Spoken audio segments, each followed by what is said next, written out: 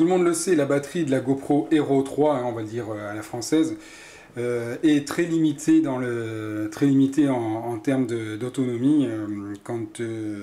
Enfin, personnellement, quand je l'utilise, elle dépasse à peine l'heure d'autonomie, que ce soit en film ou que ce soit en veille.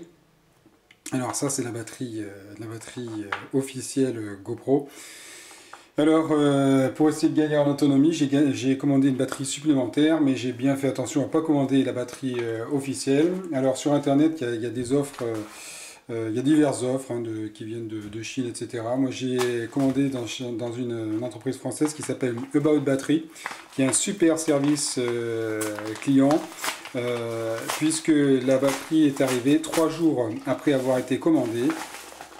Donc, on va l'ouvrir ensemble. Et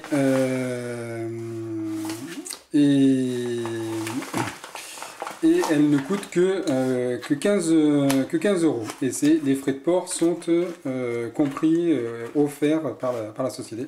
Donc là voici la batterie About Battery. Donc voilà, ça arrive dans une lettre max directement dans la boîte aux lettres. Ça c'est important parce qu'il n'y a pas besoin d'aller courir après un transporteur pour récupérer son colis quand on n'est pas là. Voilà, donc eh bien, il y a quand même un petit carton d'emballage. Elle est emballée dans un plastique. Et voilà, donc on va tester. Et il me semble que celle-ci est plus épaisse. Oui, les côtes sont plus importantes. Et pourtant, c'est bien une batterie de Hero 3.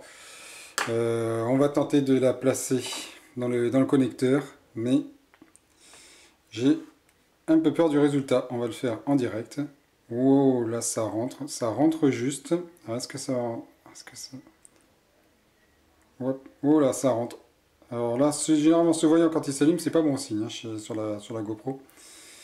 Ben non, tout fonctionne bien. Elle est même déjà chargée. Bon, légèrement, hein, mais bon, tout fonctionne bien. Et en direct, on peut voir que ça fonctionne. On va quand même voir si le capot se place bien. Impeccable. Pas de problème sur la connexion. Non. Bon, alors, je vais la brancher sur le secteur pour avoir une charge complète, hein, parce que là, pour l'instant, vous pouvez voir que il n'y a qu'une barrette de charge. Alors, je la branche sur le secteur, et une fois qu'elle est chargée complètement, je vais faire le test de durée, la laisser tourner enfin, jusqu'à ce qu'elle s'épuise, pour voir combien de temps ça dure et pour voir si cette batterie About Battery est supérieure en termes d'autonomie à la batterie GoPro officielle. Ça y est, la batterie est vide, il n'y a plus rien dedans. Alors c'est pas évident de mesurer exactement la capacité à la minute près hein, de la charge de la batterie. Par contre, ce que je m'aperçois, c'est qu'il n'y a pas photo. La batterie générique About Battery est bien plus efficace que la GoPro. Alors, pourquoi? Parce que donc une fois chargée, elle a pu tourner donc 36 minutes. 36 minutes en continu, et je l'ai arrêté à 36 minutes et il restait une barre. Il restait une barre, il était 21h18, et à 22h, la barre était encore présente, et donc la caméra était encore en veille, puisqu'après je l'ai laissé continuer en veille.